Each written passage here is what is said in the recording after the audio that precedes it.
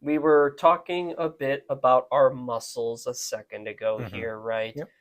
I am always so enlightened and love learning you talking about anatomical chains. Hmm. So I'm sure there are trains and chains that go Hmm. from the jaw and the masseter and the temporalis and Hmm. tie into the other areas as well too, right? Hmm. Yep. So teach us, right? Yeah. Yeah. I mean, it's yeah. I mean, there's a lot Of course. going going going on. All the it's yeah. I mean, you have you know areas going all the way from that joint typically all the way um, down to the clavicle and Right, down right. down to the shoulder. So you have pathways that run kind of like this way, and then Yep. also it can also from um, the muscles that are next to the spine all the way up Yeah, into your the back of the head. thoracic, cervical, Hmm. erectors and Hmm. extensors and everything. Yep. Yep. Okay. Yep. And spinalis and Mm. all of all of those. Yeah, and then also how you have them that those that wrap around the top of the head Yeah.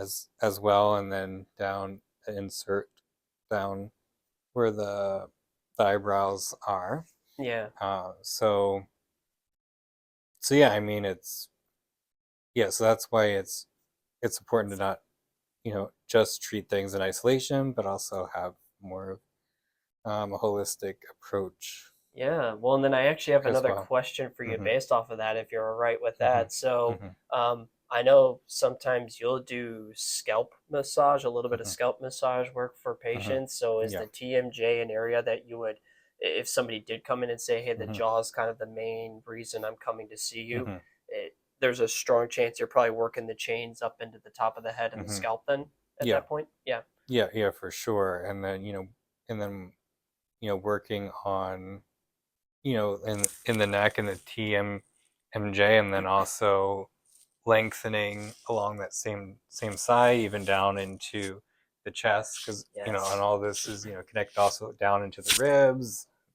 There's Yeah.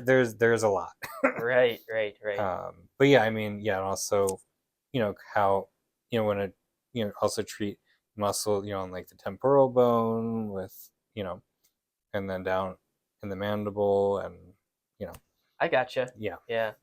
Yeah, I wanted to Hmm. continue a similar conversation because Hmm. it's similar to this, but Hmm. instead of the chains of the muscles, Hmm. I want to kind of educate people on Hmm. the weak strong patterns that we frequently see. Hmm. So we've already been saying a lot that are masseter muscles. That's probably the number one muscle that Hmm. gets over tight, overloaded. Hmm. That's where the trigger points are really going to live. That's where we're going to Hmm. need to work the most. I generally find too that some work up in the temporalis, that's a muscle that likes to get tight too. Hmm. What I generally do in here is I'll work on the outside first, and I think most cases we get better just working on those two major muscles in Hmm. addition to the neck stuff. Hmm. But if it's a trickier case of TMJ and we got to slip on a glove and go and hit the pterygoid muscles, which Mm. that's usually not a fun experience to have to put the glove on and go and do like the finger stripping of the Yeah. muscle. But when people really need the pterygoids released when they're that Hmm. tight and they're actually the primary pain driver, Hmm. oh boy, it makes a world of difference. Yeah. And then as a result, all of those muscles that I just listed actually are jaw Hmm. clenchers. They close the jaw like that. Hmm. And then we have a group of muscles that Hmm. actually focus more on opening up Hmm.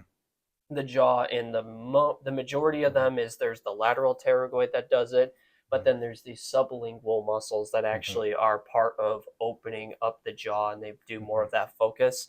Hmm. And just for a lot of us with our speech, with our chewing of food, with our Hmm. clenching with stress, we just get Hmm. weak on those jaw openers. Hmm.